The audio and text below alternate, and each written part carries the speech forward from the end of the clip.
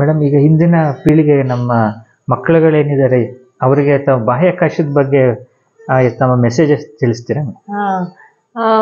ಮಕ್ಕಳಿಗೆ ಈಗ ಬಾಹ್ಯಾಕಾಶ ಸಂಸ್ಥೆಗೆ, ನಮ್ಮ ಸಂಸ್ಥೆಗೆ ಸೇರಬೇಕು ಅಂದರೆ ಹಲವಾರು ರೀತಿಯಲ್ಲಿ ಸೇರ್ಕೋಬಹುದು. ಒಂದಂದರೆ ಅವರು ಯಾವುದೇ ಒಂದು ವಿಜ್ಞಾನದ ವಿಷಯದಲ್ಲಿ ಆಸಕ್ತಿಯನ್ನು ಬೆಳೆಸ್ಕೊಂಡು ಅದರಲ್ಲಿ ಅವರು ಒಳ್ಳೆಯ ಉತ್ತಮ ಅಂಕನ ಪಡೆದ್ರೆ ಖಂಡಿತ ಬರಬಹುದು. ಈಗ ನಮ್ಮದೇ ಆದ ಒಂದು ಸಂಸ್ಥೆ ಇದೆ, IAST ಅಂತ, ತಿರುವನಂತಪುರದಲ್ಲಿ. ಅಲ್ಲಿಗೆ ನೀವು PUC ಆದಮೇಲೆ ಸೇರಿಕೊಂಡ್ರೆ ಸಹಜವಾಗಿ ಬಾಹ್ಯಾಕಾಶ ಸಂಸ್ಥೆಗೆ ಸೇರ್ಕೋಬಹುದು. ಇನ್ನೊಂದು ಸೆಂಟ್ರಲ್ ರೆಕ್ರೂಟ್ಮೆಂಟ್ ಬೋರ್ಡ್ ಅಂತ, ಅದು ಯಾವುದೇ ಇಂಜಿನಿಯರಿಂಗ್ ಕಾಲೇಜಿಂದ ಅದು ಕಾಲ್ ಆದಾಗ ಅಪ್ಲೈ ಮಾಡ್ಕೋಬಹುದು. IITಗಳಿಗೆ ಸಾಮಾನ್ಯ ನಾವು ಕ್ಯಾಂಪಸ್ ಇಂಟರ್ವ್ಯೂ ಥರ ಹೋಗಿ ಸೆಲೆಕ್ಟ್ ಮಾಡಿ ಬರ್ತಾರೆ. ಹಾಗಾಗಿ ಈ ರೀತಿ ಸಾಕಷ್ಟು ವಿಧದಲ್ಲಿ ನಾವು ಮಕ್ಕಳು ಬಾಹ್ಯಾಕಾಶ ಸಂಸ್ಥೆಯನ್ನು ಸೇರ್ಕೋಬಹುದು. ಜೊತೆಗೆ ಪ್ರಾಜೆಕ್ಟ್ಗಳನ್ನ ಮಾಡಬಹುದು. ಅವರು ಇದು ಏನು ಟ್ರೈನಿಂಗ್ ತಗೋಬಹುದು. ನಮ್ಮದೇ ಆದ ಕೆಲವು ಯೋಜನೆಗಳಿದೆ ಮಕ್ಕಳಿಗೆ. ಯುವನಿಕ ಅಂತ ಯೋಜನೆ ಇದೆ. ಅದರಲ್ಲಿ ಭಾಗವಹಿಸಿ ಅವರು ಇಂಜಿನಿಯರಿಂಗ್ ಮುಂಚೆನೆ 9th ಸ್ಟ್ಯಾಂಡರ್ಡ್ ಅಲ್ಲಿ, 9ನೇ ಕ್ಲಾಸಲ್ಲಿ, 11ನೇ ಕ್ಲಾಸಲ್ಲೆಲ್ಲ ಬಾಹ್ಯಾಕಾಶ ತಂತ್ರಜ್ಞಾನದ ಬಗ್ಗೆ ಸಾಕಷ್ಟು ಮಾಹಿತಿಯನ್ನು ಪಡೆಯಬಹುದು. ಹಾಗೆ ಸಾಕಷ್ಟು ಯೋಜನೆಗಳಿದೆ. ಸರ್, ನಾವು ನಿಮ್ಮ ಮನೆಗೆ ಬಂದ ತಕ್ಷಣ ನಮಗೆ ಸ್ವಾಗತ ಕೋರಿದ್ದು ಸಂಗೀತದ ವಾತಾವರಣ. ಅಲ್ಲಿ ಒಂದು ಸಿತಾರ್ ಕಾಣ್ತಾ ಇದೆ, ಒಂದು ಮ್ಯೂಸಿಕ್ ಕೇಳಿಸ್ತಾ ಇದೆ. ಈಗ ನಮ್ಮ ವೀಕ್ಷಕರು ಕೇಳ್ಬೋದು, ಮೇಲ್ಗಡೆ ಒಂದು ಒಳ್ಳೆ ಒಂದು ತಂಪಾದ ನಮ್ಮ ಕ್ಲಾಸಿಕಲ್ ಮ್ಯೂಸಿಕ್ ಕೇಳ್ತಾ ಇದೆ. ಅದಕ್ಕೆ ಕಾರಣ ನಿಮ್ದು ಹವ್ಯಾಸ ಅಂತ ಕೇಳಿಸ್ತು.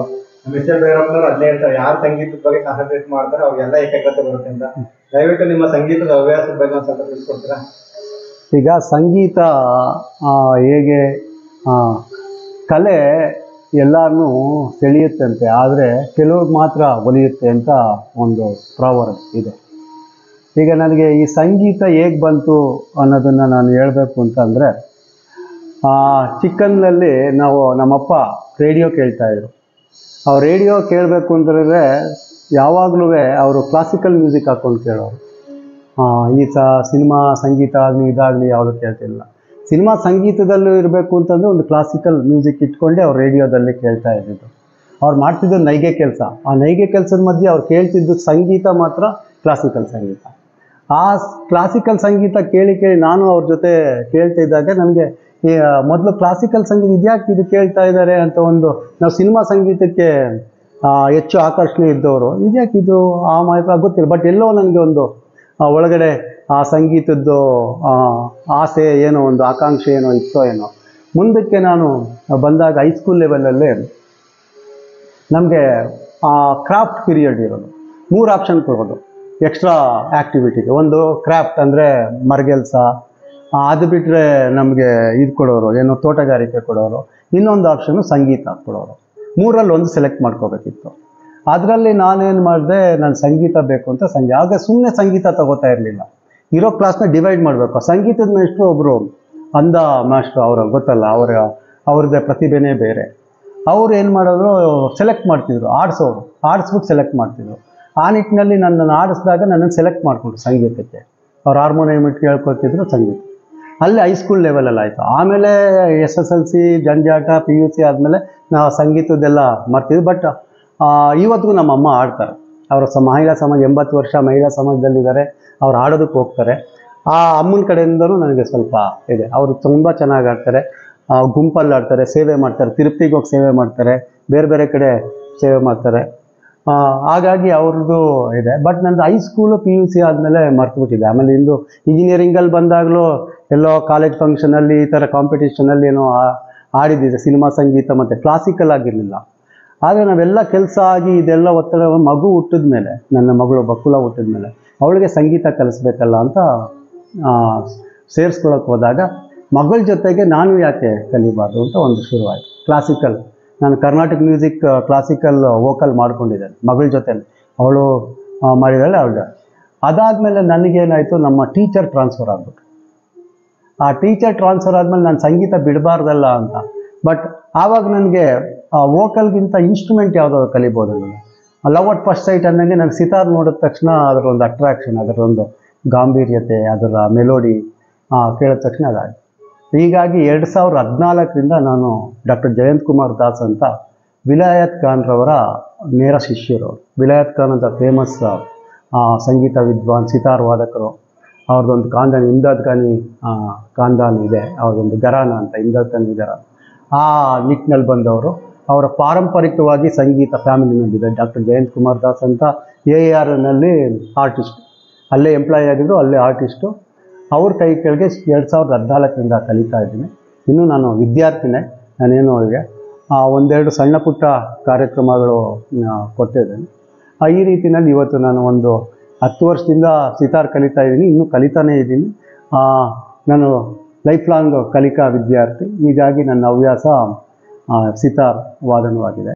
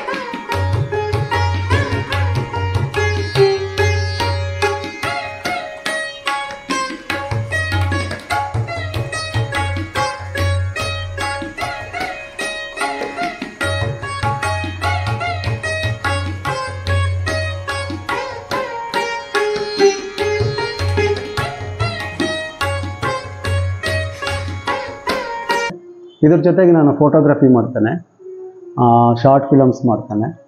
ಅದೊಂದು ಹವ್ಯಾಸ ನನಗೆ, ಶಾರ್ಟ್ ಫಿಲಮ್ಸು ಮತ್ತು photography. Especially nature photography, travel photography, ಇತ್ತೀಚೆಗೆ ಮ್ಯಾಕ್ರೋ ಫೋಟೋಗ್ರಫಿ ಅಂತ ಬಂದಿದೆ.